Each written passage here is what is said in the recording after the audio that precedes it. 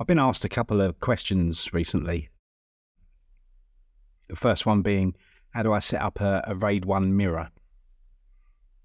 I did reply to your comment, and I'm just going to check to see what your name was, because my memory is a sieve, being 48 years old. Comments. How do you set up a RAID1 mirror on a FreeBSD, or can you point me to a good guide or video walkthrough? And that was user HC6U05FP8N.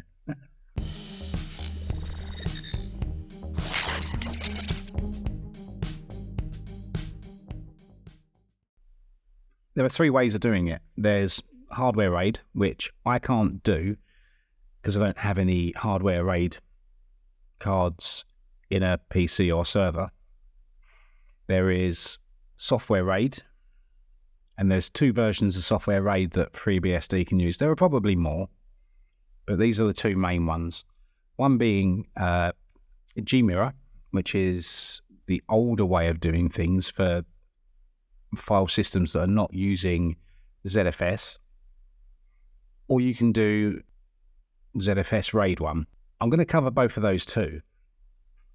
You could probably do a combination of those two as well, do a gmirror and then put a ZFS file system on top. That might be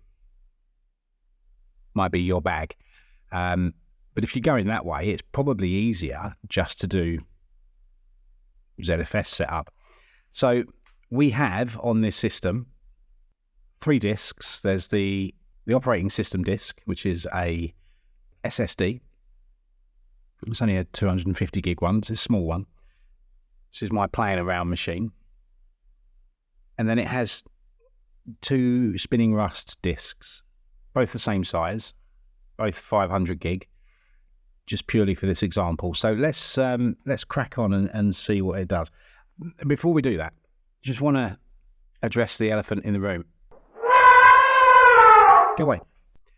I have scratches up my arms, and no doubt a lot of you have seen them. Nothing to worry about. We've got a new kitten. He's mental. Does like to play a lot with my arm and my wrist and my knuckles. It's good fun. Okay, so let's do it. Do it. So let's have a look at the disks that we've got in this system. So I'm going to go to Dev, and you should see them listed there. So there's ADA0, that's the OS disk, and there should be some DAs. DA0, where's DA1? There it is. Okay, so we'll go. Let's try that again. Let me just clean those disks, which is the first step anyway. So we're going to go gpart destroy minus capital F DA0. There we go. And then we'll do the same for DA1. How's that? It's because there's nothing on it. So let's create a mirror. So now essentially what we've got, 2 clean disks, essentially as if they've come out of a box, brand spanking new. That's just how we want them. So we're going to make sure that gmirror is loaded. So there we go. We're going to go gmirror label -v, give it a name, and this we'll just call it GM0 for gmirror, and it's the first mirror, so 0. And then we add in the disks. You go DA0 and dev DA1. Ready? There we go. Nice and easy. So that is now set up.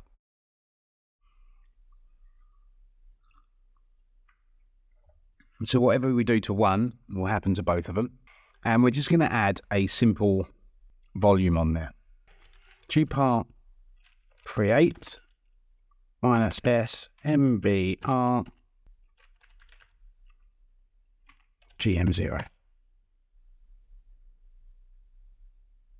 Okay, right, it's there. So gpart add -t FreeBSD and say 4K. Super duper. So now we can go gpart show. So there's our free space on partition 1. Now we can go gpart create -s BSD mirror GM0S1. And now we can add our slices. -t FreeBSD UFS -a 4K, no size because we just want it to use all of it. Mirror GM0S1. Ready? There we go. So what we should get now, when we do a gpart show mirror S1, so there is our 466 gig. So once we've got that, we can new FS it. So new FS -u dev mirror GM0S1A. I can hear those disks spinning. Always a good sign. It's what we like to see. So now we're going to mount that so we can actually access it. So let's make a folder called data and go mount dev mirror GM0S1A data for donk. What? And there's our mirror at the bottom. Excellent. So to get that every time we log into FreeBSD, we're going to add an entry to our FS tab. And it's going to be dev mirror GM0S1A. And we're going to put that on our mount point of data. And it's a UFS partition. And it's read write 1.1. Next thing we need to do, just so that we know that this works every time we reboot, is just put into our bootloader.conf. There it is. That we want GEOM_mirror_load equals yes. This is the more drawn out way of doing a software RAID1. So there we go. That's that. When we reboot, which I'll do right now, we'll wait for that to just spin round. Just wait for that to boot up. Just coming back up now. There you go. There was a mention there of gmirror. Let's restart this terminal. Let's clear that. There we go. Our mirror is active. And if I do gmirror status, there we go. And that should still be mounted on data. There we go. Perfect. So that's how you set up a gmirror RAID1. As I alluded to earlier, you can do this with ZFS as well. So let's take a look at that and see how that works. Okay, so the first thing I want to do is just clear the metadata from these disks and get them completely wiped. Let's destroy gmirror. No gmirror. Good. ZFS. In my opinion, a much better file system.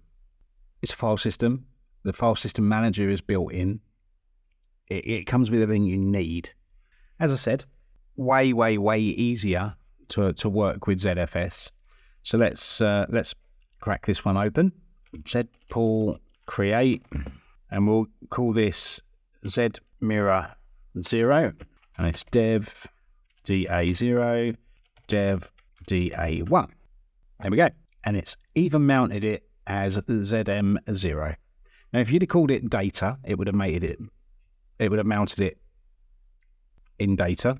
So zm0, and it's permission denied. Wonder why? Because I didn't CD to it. I just tried to launch it. Doofus. There we go. Now, there are a ton of options that come with ZFS. You can change where it's mounting it. It doesn't have to be where it defaults to, which is the name of the Zpull. It'll put it wherever you want. That's way too big, isn't it? Let's change that. Let's clear that. There we go. No known errors. And there's two pulls there. So I've got my ZM0, which is my mirror, and you'll see the components of it, DA0 and DA1, and then there's the zroot pool, which only has ADA0P3. No known data errors. It's as simple as that. And you can, with ZFS, you can put in compression, you can put in so many options. I'm not going to get into that in this because that would be a video on its own. Hopefully you'll find this useful. And again, thank you for asking the question on YouTube's comments. Do appreciate that. Hopefully I didn't ramble too much this time. Stay safe, and I'll see you in the next video. Bye bye.